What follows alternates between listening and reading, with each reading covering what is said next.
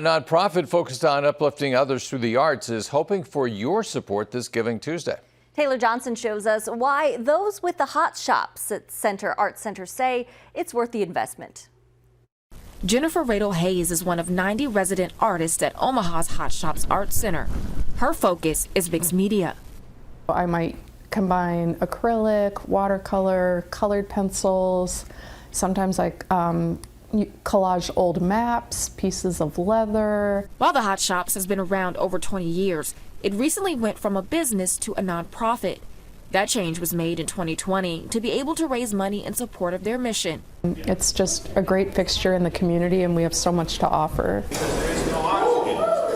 Through the halls of the century-old building, you'll find artists sharing their love of art through education, offering classes like ceramics and glass blowing. We love being able to show students all the opportunities that there are in the creative field. But in order to keep driving their mission, the Hot Shops need support, starting with their need for a passenger elevator, which directly affects artists like Radel Hayes. In so many ways, this is a place about freedom and exploration, and we need to be able to physically communicate that and make mobility throughout the building possible for everyone. Supporting the Hot Shops also means keeping their program as a pillar in the community. What the arts do for the humanities, like making us be better people, I think that's important for all of us to want to support the arts as much as we can. On your side in Omaha, Taylor Johnson, 6 News.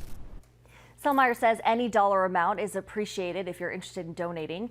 And they're hosting an open house on December 3rd and 4th so you can see in person what they have to offer.